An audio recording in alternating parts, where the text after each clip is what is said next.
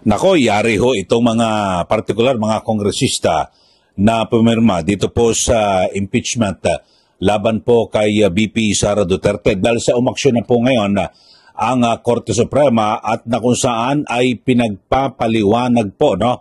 Bagamat sa order ay pinagpapaliwanag ang Senado at ang maging mababang kapulungan ng Kongreso. Ito po ay may kinalaman dito po sa impormasyon ng impeachment case laban po kay VP Sara Duterte. At ang sabi ho ng Supreme Court ay kinakailangan na magsumite ang mababang kapulungan ng Kongreso at maging Senado ng 10 calendar days para maisubmit yung kanilang sagot dito po sa utos. Alam niyo, grabe ho itong kautusan ng Korte Suprema dahil sa dito ho ay inisa-isa ng Supreme Court na ito ho. At partikular na talagang tatamaan ng kautusan na ito ay ang mababang kapulungan ng Kongreso. Ito ho ang sabi ho ng Supreme Court. Ang impormasyon na kailangan malaman po nila, lalo na po sa House of Representatives, ay ito ho. Sino ang nagprepara ng draft ng article? So, yung articles of impeachment. O, yun ho. Tapos ay whether draft and evidence were circulated to all House members. So yan ba ay talagang naipakalat, naibigay, naipaalam sa lahat po ng mga miyembro ng House of Representatives? Magit 300 po sila. At siyempre, base ho sa mga report at yung mga pumirma, magit 200. Ayan, tapos, when the articles were included in the order of business for plenary consideration. Nako, meron po mga nagpapatunay ho dyan na mukhang hindi po naisama ho yan eh. Mamaya mabanggiti ko dahil ito pong si Senator Rodante Marcoleta ay kongresista po yan sa 19th Congress na kung saan doon po binalangkas itong impeachment case laban po kay VP Sara Duterte. So yun po, no, inisa-isa ho yung mga binabanggit ho ng Korte Suprema at ito ho, kung naipamigay ho sa mga kongresista. At itong articles ay naisama sa order of business ng plenary for plenary consideration. Nabigyan din daw po ba ng pagkakataon itong si VP Sara Duterte yung yung kanilang panig para po dito sa hinggil sa mga ebidensya na ipinamigay o ipinakalat sa mga kongresista. At ito rin ang tanong ay kung ilang araw o how many days had lapsed from their endorsement to transmittal to the office of the House Speaker and eventual inclusion in the order of business. Kasi base po sa proseso, kapag nakatanggap po ng impeachment ang Secretary General, yan po kasi diyan po talaga nilalagay. Tapos ay dapat ay ibigay ho kaagad yan sa tanggapan po ng speaker. Di ba? Within immediately, mabilisan siguro kahit sabihin mong isang araw, 2 araw.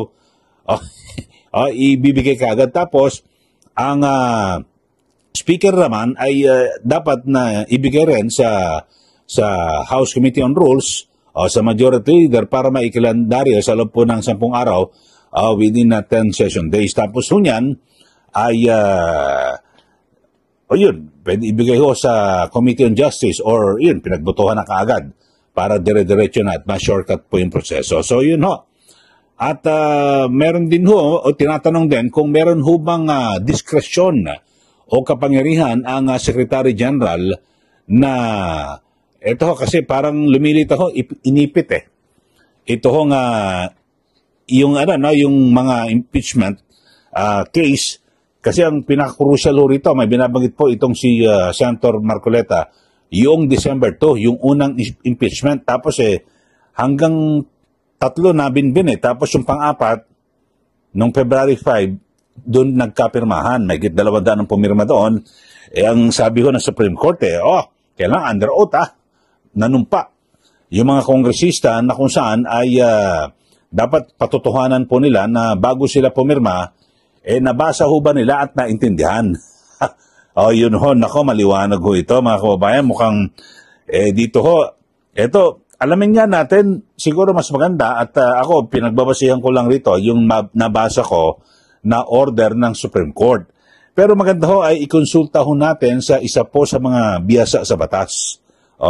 Itanong ho natin yan kay Senator Rodante Marcoleta na kung saan ay kongresista po ng 19th Congress at bahagi po siya ng Kongreso na siyang bumalangkas dito po sa impeachment case laban kay BP Sara Duterte. So ito, ang gandahan paliwanag niya kasi siya ho magpapatunay at mukhang delikado. Mukhang yari ho rito yung mga kongresista. Ito, pakinggan ho natin Ito ho. Dalawang bagay ang tatamaan dyan. May relasyon sa una, yung tinatawag na violation of one-year ban rule. Okay. Makikita mo dyan, kaya inisa-isa, in-itemize ng Korte Suprema, yung pangangailangan na ibigay sa kanila lahat. Under oath, opo. Yung ikalawang bahagi, pupunta dun sa pupunta dun sa katibayan kung talagang yung verification dyan totoo. Okay. Ngayon, under oath yan. Sa aking palagay, magkakahirapan dyan sa panig ng House of Representatives. Kasi, yun lang tanong niya kanina, yung isa na binanggit ni Congressman Nelson. Sinasabi, kailan na nailagay sa order of business yung unang tatlo na in-endorse na impeachment complaint na isinulong ng private citizens. Ang pinag-uusapan dito, Jen, yung December 2, in December 4, at saka in December 19. Kasi kagaya ng binabanggit natin noong mga nakakaraan patungkol dito, pagka-receive mismo ng opisina ng Secretary General, immediately kanya i-repair mo sa opisina ng Speaker. Ayun. Kaya kinukwenta natin ano ba yung immediately. Opo. Sa lalong madaling panahon sa aking pagkakaalam, sa mabilis na paraan, sa madaling pagkakataon, ano pa yung ibang synonym ng immediately? Agad-agad. Agad-agad. Opo. Karaka-raka.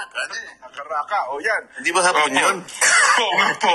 Parang hapon Padalos-dalos mong ibigay. Parang gano'n, Mamadali. Basta bilisan mo. Ibig sabihin, huwag kang magpatumpik-tumpik. Huwag mong tatagalan. Huwag kang kukupad-kupad. Yun ang ibig sabihin nun immediately. So, kailan mo ni-repair? Kaya meron siyang tanong dyan, binabasa ko meron ba kanyang discretion? Yung Secretary General, para yun ay kanyang ibinbin. Kanyang kailan itatransmit? ipitin muna. Parang tutulugan niya muna at hindi niya muna ibibigay sa opisina ng... oo nga. Kasi parang inipon niya muna, Sen, di ba? Ang sagot doon, hindi. Wala kang discretion. Walang kapangyarihan yung SecGen. Ang SecGen is the highest administrative officer of the House of Representatives. Okay. Wala siyang discretion. Opo. Ang kanyang trabaho is ministerial in character. Ano ibig sabihin? Kung ano yung nakalagay doon, yun lang ang gagawin mo. Katibayan yun ng rules ng rules ng impeachment Pinagtiba yun Opo.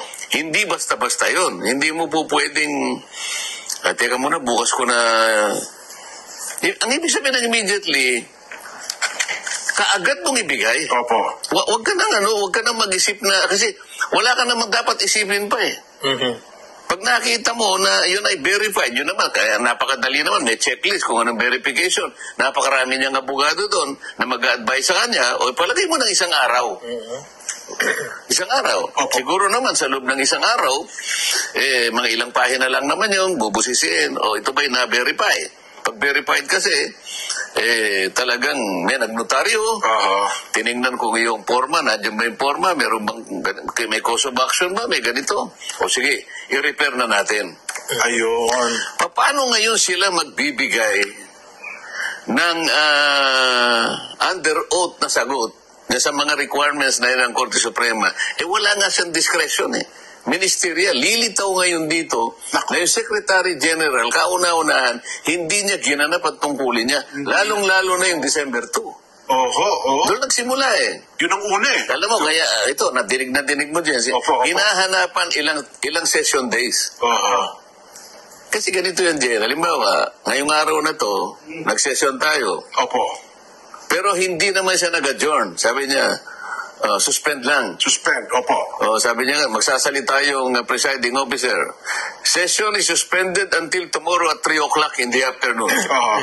So, bukas, hindi pangalawang session yun. Kasama pa rin sa per session.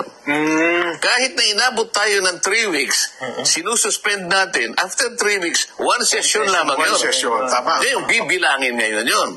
Ngayon, alam ko merong isang session doon na nagtagal talaga. Kasi makikita mo yung tagal, kunin mo yung journal. Ayun, doon makikita So, yun. kapag ka nakita doon na bakit kinakailangan ninyong isuspend? Kasi technique ito eh. Tingnan ninyo, 3 weeks kayong nag-session pero it is only considered as 1 session day. Ibig sabihin, pinatulog. Tama. Bibilangin. Eto ngayon, ang mabigat. O hindi nila mapapalito na merong discretion yung ano. Talagang hindi ni-repair eh. Kasi kailangan ibigay mo eh. Kinukuha yung mga dates eh. Yun na nga, Kailan mo ni-repair? Kasi mula doon sa pagkaka-repair, huwag natin pag-usapan yung December 4, December na.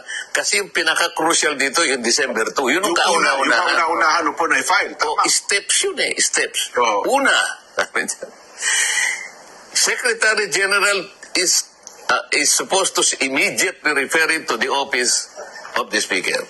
Kasi pag tinanggap ng office of the Speaker, ang office of Speaker naman, ministerial din ito. Ministerial din. Wala siyang discretion. Tatawagin niya yung majority leader. Ito yung chairman ng Rules Committee. I-include mo kaagad, hindi naman kaagad, within 10 session days. Ngayon, kung yung December 2, kung may plano na sila doon, ipitin nyo kanya halimbawa, kaya nga magtatagal sila eh.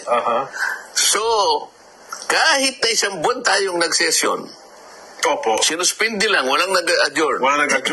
Napatulog nila ngayon. Yun ang dahilan kung bakit hindi na-aktuhan in December 2, December 4, and December 19. Hinintay nila yung February 8, February 5. February 5, yes po. Mag-adjourn na kami ng February 5. Doon dali-dali nilang nilagay. Ngayon, hinahanapan dito sa order ng Korte Suprema. Sabi niya, binigyan ba sila ng kopya lahat sila ng mga members na pumirma? Binigyan ba sila ng pagkakataon na mabasa? Binigyan ba sila ng mga material, ng ebidensya, kalakip ng every article of impeachment na kalagay dyan? Whether it was accompanied Magkakaalaman na dito eh. Ang dami daw pumirma doon, hindi nakita yung unang pahina. Ano sabi niya? Within 10 inextendable period. Sa makatwid, anong date ngayon, Nelson? 11. July. Okay, so yun ho mga kababayan at grabe ho no. So base ho yan mismo sa paliwanag ni Senator Rodante Marcoleta na kung saan ay miyembro po siya ng 19th Congress dyan po sa mababang kapulungan Kongreso. So siya mismo ay nagpapatunay na walang kapangyarihan ang Secretary General at lumilitaw na tila mahihirapan po yung kanya mga dating kasamahan dyan po sa Kamara na kasi wala po talagang kapangyarihan ng Secretary General na ipitin itong impeachment complaint. Dapat ho pagkatapos dali-dali na binigay po sa tanggapan ng Speaker. Di po ba? At pag nasa Speaker na sa loob po ng 10 araw na kalendaryo, ipapasama na yan sa order of business. Ibig sabihin, para yan po ay maaksyonan ng kapulungan, di po ba? So, yun po. Pero may pasabi naman po ang mga kongresista sa pangunguna ni Congressman Joel Chua na isa po sa talagang nanguna na magsulong dito po sa impeachment, sasagutin daw po nila. Pero ang tanong, ano kaya magiging sagot nila? Alam nyo, lalong namimiligro ngayon. Ito hong impeachment case laban po kay BP Sara Duterte. Ano kaya ang sasabihin nito na mga nagmamagaling, yung mga nagsasabing sila ay legal expert, na kung saan ay minamadali ho nila ang Senado na aksyonan ito hong impeachment complaint laban po kay BP Sara Duterte. So tama ho pala ang Senado na talagang dapat ay tiyakin muna. Di ba? Sabi ho ni Senator Alan Peter Cayetano na alamin muna yung jurisdiction at tiyakin ba. Kaya butit ipinabalik ho yan ni-remand dahil sa pinapasertifikan. Sabi po ni Senator Alan Cayetano, ang sinasabi na dapat na sertipikahan yung detalye. Kung ano nangyari sa December 2, December 4 at December 19, yung naunang tatlong impeachment. So parang yung sa sinasabi ho ni Senator Cayetano ay tumutugma dito po sa naging kautusan ng Korte Suprema. Yan ho, kasi dyan ho magkakalaman kung nalabag ba ito hong one-year bar rule. Ibig sabihin, dapat sa loob po lang ng isang taon ay isang beses lang ho na pwedeng sampahan ng kasong impeachment ang isang impeachable officer tulad po ni BP Sara Duterte. So maliwanag ho yan, mga kababayan. So sabi po ni Senator Marcoleta, naku, mukhang mahirapan sila. So dalawa, nahati sa dalawa. Yung yung kautusan ng Korte Suprema. Yung una ay gustong alamin ng Supreme Court kung meron bang nalabag o nakasunod ho ba talaga ang mababang kapulungan ng Kongreso dito po yung sa issue po ng impeachment case, yung articles of impeachment. Tapos pangalawa, paano ba nabalangkas yan? Lahat ba ng mga pumirma dyan nabigyan ba sila ng kopya para kanilang basahin at alamin yung detalye at para kung sila ba isang ayon o hindi at bago pumirma. Di po ba? So maliwanag ho yun. Naku, under oath ho yan. Naku, yari ho itong mga kongresista. At sigurado magiging matindi ho ito ang balitaktakan ho. Dito ay alamin ho natin kung ano masasabi ng mga legal expert dito po sa naging kautusan ng Supreme Court. At wala naman ho, tingnan natin yung mga sinasabing prosecutor, yung mga House prosecutor na minamadali yung Senado bilisan nyo. Dapat forthwith dapat minadali nyo na litisin yung pala may problema sa unang hakbang. Umaksyon na po ang Supreme Court kasi ang dami po may petition. May petition dyan si Attorney Torion, tapos maraming abogado, tapos bukod pa yan sa mga abogado ni BP Sara Duterte na kung saan ay kini-question sa Supreme Court na nalabag po yung one-year bar rule. Dapat isang beses lang ho na kakasuhan o sasampahan ng kaso na impeachment ang isang impeachable officer. So yun ho, aantabayanan ho natin mga kabayan. So maliwanag sa ating pinag-usapan ho ngayon, nako, lalo pang namimiligro ngayon ang impeachment case na isinampa laban po kay BP Sara Duterte dahil sa ginawang aksyon at kautusan na inilabas po ng Korte Suprema.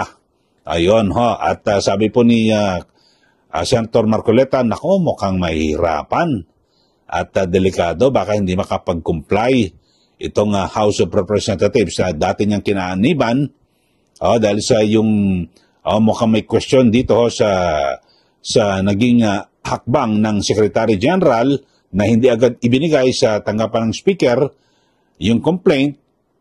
Tatlo ho yun Tapos pangalawa, yung lahat ng mga pumirma nabasa ba?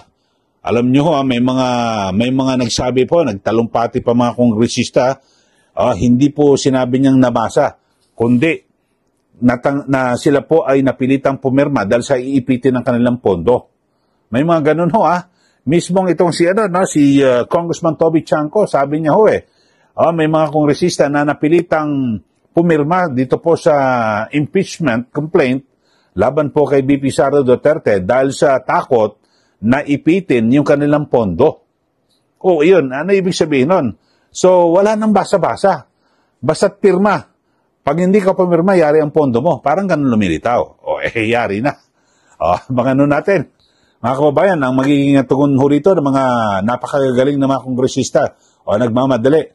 At aabangan ko rin ho, mga kababayan, kung ano naman magiging paliwanag dito na mga nagpapakilalang mga legal expert. O, dito po sa isyong ito, minamadali nyo. Yung pala, kumbaga sa yung pala, may tama pala. O, may damage pala. O, itong impeachment complaint na inihain nyo sa Senado. Okay, sa mga bago lang po sa ating channel, subscribe na po kayo. At huwag niyo pong kalimutan na i-share at i-like. Maraming salamat muli. Ito po si Ka Eli. Magandang araw po sa ating lahat.